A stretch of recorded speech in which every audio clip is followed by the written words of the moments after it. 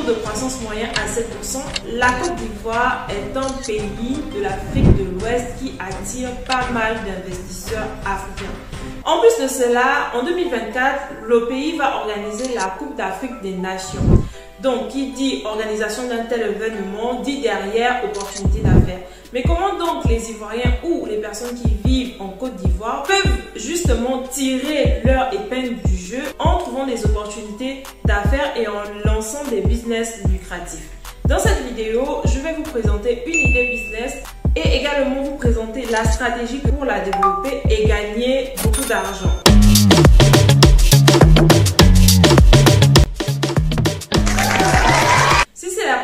Que vous découvrez cette chaîne, je vous souhaite la bienvenue sur la Diaspona. Je suis Lom Ningitou, votre coach business. Ici, je parle investissement en Afrique et je vous aide à trouver des idées business, les développer et les faire grandir. Le but ici, c'est que nous puissions faire de bonnes affaires en 2023. Si c'est quelque chose qui vous intéresse, je vous invite à vous abonner et à activer la petite cloche de notification pour ne rien rater et aussi aller regarder les autres vidéos de la chaîne si vous avez un petit temps. Pour les anciens, merci de vos encouragements, merci pour vos likes et vos partages. On n'oublie pas, partagez pour que la chaîne grandisse. Aujourd'hui, on va parler un peu de la Côte d'Ivoire, le pays d'hospitalité, le pays d'opportunités d'affaires. On peut voir un certain essor économique du côté de la Côte d'Ivoire, mais pas que, même dans la blogsphère, sur les réseaux sociaux. On peut voir aussi que culturellement, il y a beaucoup de choses qui se font. On voit des acteurs culturels qui vont en Côte d'Ivoire faire des émissions, faire des concerts, parce qu'il y a vraiment toute une dynamique. Là, par exemple, le rappeur français Youssoupha, qui s'est installé en Côte d'Ivoire. On a Maître Gims qui a annoncé récemment qu'il allait s'installer en Côte d'Ivoire après plusieurs années passées au Maroc. En business également, par exemple, on a Philippe Simo qui a quitté le Cameroun pour aller investir en Côte d'Ivoire. On a aussi Yves Brago qui a son club d'investisseurs qui investit en Côte d'Ivoire. On a plein d'autres entrepreneurs comme Nana Wax qui allait investir en Côte d'Ivoire. On a le fondateur d'Afrique Créa qui allait s'installer en Côte d'Ivoire. Et je pense qu'il y a beaucoup d'autres personnes qui sont dans la diaspora ou même pas du tout, qui s'intéressent à ce pays et qui veulent y investir. Bon, je suis jamais partie en Côte d'Ivoire. Chaque fois que je pose cette question à mes amis ivoiriens, mais qu'est-ce qu'il y a de si spécial là-bas pour que tout le monde veuille y aller? On me répond toujours que le MI, Abidjan, est le plus doux au monde. J'espère pouvoir visiter votre pays un jour et pourquoi pas faire aussi des affaires là-bas. Dites-nous en commentaire qu'est-ce qu'il y a de beau à visiter à Abidjan et surtout qu'est-ce qui pourrait pousser un investisseur à choisir la Côte d'Ivoire plutôt qu'un autre pays d'Afrique. Aujourd'hui, je vais vous partager une idée en rapport vraiment au numérique. C'est vraiment une idée que vous pouvez commencer juste avec 100 000 francs CFA. Je vais vous expliquer comment faire, donc restez bien jusqu'à la fin parce que je vais vous montrer combien vous pouvez générer d'argent en lançant ce business-là. Alors, je vais vous raconter une petite histoire, une petite anecdote pour que vous puissiez comprendre un peu quel est l'intérêt de cette idée business. Imaginons que nous sommes dans un village et que dans ce village-là, en fait, il y a des archéologues qui sont venus et qui ont fait des fouilles, qui se sont rendus compte qu'en réalité, dans une partie du village, il y a la présence de lingots d'or qui sont enfouis à des kilomètres de la terre. Donc, du coup, naturellement, les gens sont intéressés par l'or. On a plusieurs personnes du village et plusieurs villageois, des villages voisins, qui souhaitent rentrer dans la mine, creuser pour eux aussi avoir leur lingot d'or. Sauf que vous n'y croyez pas trop. Ou alors, ça ne vous dit pas grand-chose d'aller creuser des kilomètres de terre pour pouvoir trouver, ou pas du tout, un lingot d'or. Mais comment vous pouvez tirer profit, vous, de cette situation pour vous faire de l'argent? C'est simple. Si vous ne voulez pas aller creuser comme tout le monde, vendez des houes, vendez des outils qui vont permettre à ces personnes d'aller creuser et peut-être atteindre leur lingot d'or. Dans le business que je vous propose, le village, c'est la Côte d'Ivoire. Les personnes qui veulent aller creuser pour atteindre le lingot d'or, ce sont les investisseurs africains qui sont en Côte d'Ivoire, même les investisseurs étrangers qui veulent aussi aller investir en Côte d'Ivoire, les investisseurs ivoiriens qui sont dans la diaspora et qui veulent aller investir en Côte d'Ivoire. Et à vous qui êtes là-bas en Côte d'Ivoire, vous allez profiter de la venue de ces investisseurs-là pour pouvoir vendre l'information. Pourquoi vendre l'information? Parce que simplement, c'est la première chose qu'un investisseur recherche lorsqu'il veut aller dans un pays qu'il est méconnu.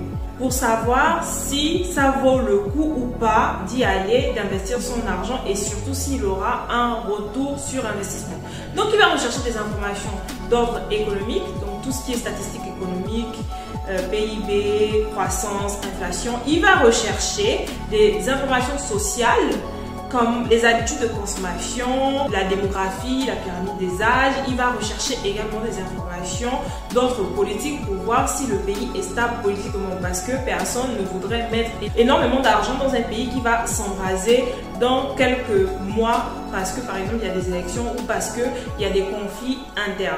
Donc, l'objectif pour vous, c'est de rendre l'information accessible rapidement en ligne à tous les entrepreneurs, à tous les investisseurs qui s'intéressent à la Côte d'Ivoire. Il faut que ça soit simple, rapide et pratique pour eux d'avoir les informations qu'ils recherchent. Un investisseur, quand il va dans un nouveau pays, où est-ce qu'il va chercher l'information? Il va rechercher l'information dans les chambres de commerce, son réseau proche, il va rechercher des informations sur Google, sur YouTube, sur les réseaux sociaux. Donc, c'est pour ça que vous allez créer votre site internet sur lequel vous allez pouvoir publier des articles autour de la thématique de l'investissement en Côte d'Ivoire. Vous allez également, après même cette vidéo, ouvrir votre chaîne YouTube sur laquelle vous allez partager les actualités business en Côte d'Ivoire. Vous allez pouvoir présenter les idées business, vous allez pouvoir présenter les secteurs dans lesquels il faut investir, les lois, les success stories. Ensuite, ce que vous allez faire après cette vidéo, c'est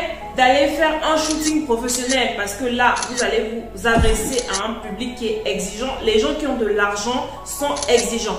Donc, il va falloir travailler votre image, il va falloir renvoyer l'image d'un professionnel, pas d'un plaisantin. Donc, vous allez faire un shooting, ouvrir votre compte LinkedIn si ce n'est pas le cas, le mettre à jour et dire que vous êtes le CEO de votre média d'information centré sur l'investissement en Côte d'Ivoire. Sur LinkedIn, vous allez publier les opportunités d'affaires qu'il y a en Côte d'Ivoire, vous allez publier les réussites entrepreneuriales et la vie d'un entrepreneur en Côte d'Ivoire, comment ça se passe. Vous allez également ouvrir votre page Facebook sur laquelle vous allez donner des conseils aux entrepreneurs qui sont déjà en Côte d'Ivoire et qui peut-être auraient besoin d'autres types d'informations. Aujourd'hui, créer un site internet ne coûte pas cher. Vous pouvez aller sur les plateformes comme 5euros.com, trouver un web designer qui va vous prendre une template déjà prédéfinie sur WordPress et vous faire un site vitrine, un site d'information où vous allez publier vos articles. Donc, vous avez créé votre site, vous avez créé votre compte LinkedIn, votre page Facebook et votre chaîne YouTube. Maintenant, je vais vous donner les idées de contenu que vous devez publier sur ces différentes plateformes pour attirer des investisseurs qui s'intéressent à ces thématiques-là. Mais avant, j'espère que jusqu'ici, tout est clair pour vous et dites-moi en commentaire ce que vous pensez de l'idée. Est-ce que c'est faisable? Est-ce que c'est intéressant comme idée? Vous devez publier des statistiques économiques, tout ce qui est en rapport au PIB, à la balance commerciale du pays, à la consommation, à l'inflation. Ça, c'est des données que vous pouvez trouver sur les organismes officiels et que vous pouvez utiliser pour rédiger vos articles. Vous devez également publier des articles concernant l'actualité business en Côte d'Ivoire. Moi, en tant qu'entrepreneur, je ne connais pas la Côte d'Ivoire. Donc, du coup, j'aimerais bien savoir un peu comment ça se passe le monde des affaires. Il faut publier les appels d'offres qui sont en cours, les projets d'investissement portés par le gouvernement, les lois en cours qui concernent le business en Côte d'Ivoire. Publier, par exemple, s'il y a eu des jurisprudences sur des cas d'affaires en particulier, publier des analyses sectorielles. Les analyses sectorielles, c'est quoi? C'est le fait de pouvoir faire un focus sur un secteur d'activité. Ça, c'est très important parce que les gens recherchent très souvent les secteurs d'activité dans lesquels investir dans les pays. Donc, vous devez aussi publier des articles en rapport à la vie en Côte d'Ivoire, les habitudes de consommation, les événements professionnels. Donc, s'il y a des foires, des salons professionnels, vous devez faire des zooms sur les parcours entrepreneuriaux en Côte d'Ivoire, des nationaux qui ont lancé des entreprises et qui ont réussi. Par exemple, vous pouvez aussi mettre en avant des investisseurs étrangers qui ont lancé des PME ou bien des multinationales et qui s'en sortent bien. Vous pouvez également mettre en avant les startups innovantes ivoiriennes. Vous pouvez faire des études de cas. Par exemple, comment ouvrir une boutique de prêt-à-porter. combien ça coûte à l'année, quelles sont les taxes, les loyers, dans quel quartier ouvrir par exemple sa boutique à Abidjan. Vous faites ces études de cas là et ça c'est des thématiques qui peuvent vraiment intéresser les gens. Vous devez aussi mettre en exergue les idées business. Ça c'est vraiment quelque chose que les gens recherchent sur Google. Quelle idée business lancer en Côte d'Ivoire avec quel niveau de capital? C'est des thématiques que vous devez aborder dans vos articles. Le fait de pouvoir écrire des articles sur ces thématiques-là vous permettra d'être bien référencé sur Google et permettront aux investisseurs qui s'intéressent à la Côte d'Ivoire et qui font des recherches sur Google ou sur YouTube de tomber directement sur votre média d'information en ligne et de vous contacter derrière pour avoir plus d'informations. Maintenant que tout est clair, je vous ai donné les idées de contenu à développer. Ce que vous devez faire maintenant, c'est penser à comment vous allez faire pour vous rémunérer. Bon, vous rendez les informations accessibles gratuitement, mais derrière, il faut bien que vous vous rémunérez. Comment vous faites? Par la génération de leads, c'est-à-dire que vous allez pouvoir faire de la mise en relation. Un entrepreneur, quand il veut ouvrir sa boîte, il a besoin de prestataires, il a besoin de partenaires avec qui travailler, notamment les banques, notamment les experts comptables, les avocats, etc. Donc, ce que vous allez faire juste après cette vidéo, c'est d'aller rencontrer vos futurs partenaires et dire que vous allez lancer un média d'information. Vous vendez le prospect à 5 000 francs. Donc, si par exemple, vous avez fait un article sur quelle banque choisir lorsqu'on est entrepreneur en Côte d'Ivoire et que quelqu'un vous contacte pour vous dire qu'il aimerait ouvrir un compte bancaire dans telle banque, vous prenez ce contact-là et vous faites de la mise en relation. Donc, ce contact que vous allez donner à la banque, vous le facturez à 5 000 francs ou à 10 000. Et ça, vous le faites pour les experts comptables, vous le faites pour les avocats fiscalistes, les juristes, etc. Deuxième type de source de revenus, vous pouvez dire que vous organisez des business trips. C'est-à-dire, moi par exemple, je suis ici en France, je peux avoir des partenaires que je dois venir rencontrer en Côte d'Ivoire, mais c'est un pays que je ne connais pas. C'est vrai, j'ai quelques amis ivoiriens, mais rien ne me dit que par exemple, ils connaissent un monde d'experts comptables, ou j'ai pas nécessairement envie de les embêter, ou je veux pas qu'ils sachent que si je voyage, c'est pour des raisons professionnelles et que je vais en Côte d'Ivoire. Donc, je peux avoir recours à votre service, vous, pour que vous puissiez organiser mon trip, me chercher un logement, me trouver un chauffeur, me trouver un guide qui va m'accompagner pour tous mes déplacements professionnels. Imaginons que j'ai des fournisseurs à aller voir dans une région lointaine, pas nécessairement à Abidjan, moi je connais pas, donc j'aimerais bien être accompagnée pour me sentir aussi en sécurité et avoir quelqu'un à mes côtés qui connaît bien le pays. Donc oui, le business trip, vous pouvez proposer cette prestation-là et la facturer par exemple à 100 000 francs, 150 000 francs selon vraiment le niveau de complexité que ça va vous demander en termes d'organisation logistique. Vous pouvez également faire en troisième position la vente des articles qui ont un certain niveau de détail précis et un peu plus poussé. Soit vous faites un abonnement, c'est-à-dire que les gens qui sont vraiment intéressés par une problématique business peuvent vous payer 10 000 francs pour chaque mois pour avoir des articles précis. Ou alors vous vendez à la carte, c'est-à-dire que vous allez faire votre article. Et puis voilà, s'ils veulent le lire, ils doivent payer 5 000 francs par exemple. Bon, c'est des montants dérisoires que je donne, mais vous pouvez vous adapter parce que quand même vous avez affaire à des entrepreneurs, donc par ricochet des gens qui ont quand même de l'argent. Quatrième source de revenus, vous pouvez proposer à vos clients entrepreneurs investisseurs de pouvoir réaliser des études de marché pour eux en Côte d'Ivoire. Pour vraiment ceux qui ont des projets macro, imaginez vous avez un professionnel qui souhaite ouvrir une chaîne d'hôtels luxueux en Côte d'Ivoire. Il ne viendra pas investir comme ça, il aura besoin de données pour pouvoir décider si oui ou non le projet est viable.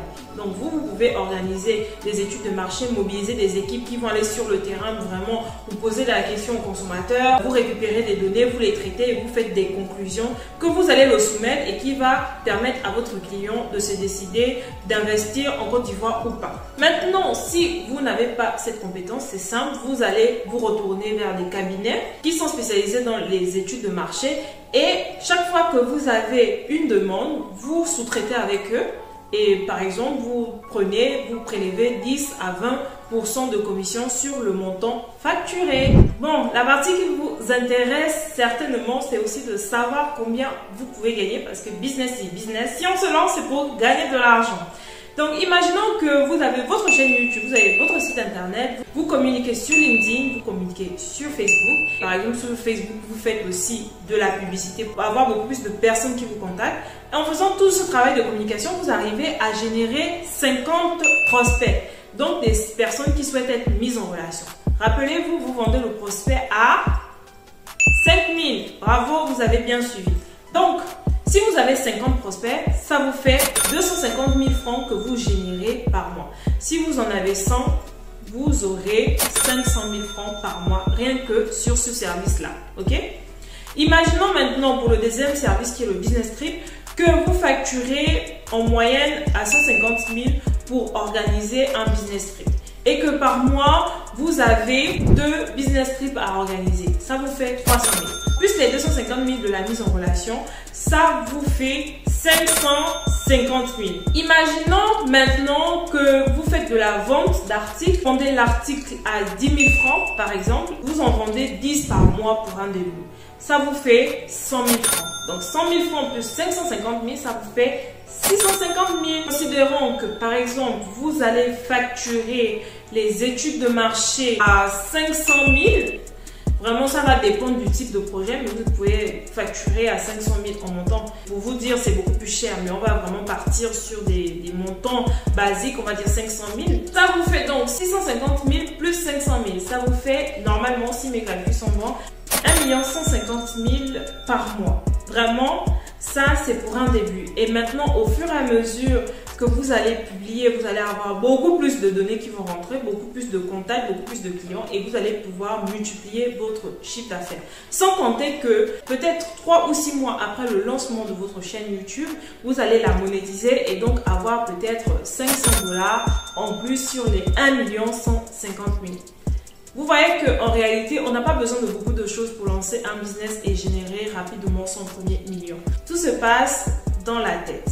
Donc là, je vous ai présenté l'idée et la stratégie que vous pouvez déployer. Vous pouvez simplement dupliquer, aller tester ou alors prendre cette idée et la développer en vous adaptant à la réalité du terrain parce que malheureusement, je n'ai pas la Côte d'Ivoire, donc vous êtes mieux placé pour adapter cette idée-là et la rendre beaucoup plus viable si nécessaire. Pour vous remercier d'être resté jusqu'à la fin, je vous donne un petit bonus. Après cette vidéo, vous devez faire votre guide gratuit que vous allez intituler 10 choses à savoir quand on veut investir en Côte d'Ivoire. Vous faites un document PDF et vous citez les 10 choses. Ça vous permettra de collecter en fait les adresses email et les numéros de téléphone des personnes qui s'intéressent déjà à l'investissement en Afrique et l'investissement en Côte d'Ivoire en particulier. Et ça vous permettra de pouvoir déjà commencer à faire votre petite base de données des clients. Est-ce que vous avez aimé cette vidéo? Si c'est le cas, je vous invite simplement à liker et à partager. Partagez au maximum pour faire grandir la chaîne. Il faudrait que ces conseils puissent profiter à tout le monde. Et si jamais vous avez un projet d'investissement en Afrique et que vous souhaitez que je vous aide sur le plan stratégique, n'hésitez pas à m'écrire via le lien que je vais mettre en description. Et puis cette idée ne concerne pas que la Côte d'Ivoire, Même si vous n'êtes pas en Côte d'Ivoire, vous pouvez simplement prendre cette idée, la dupliquer et l'adapter à votre pays.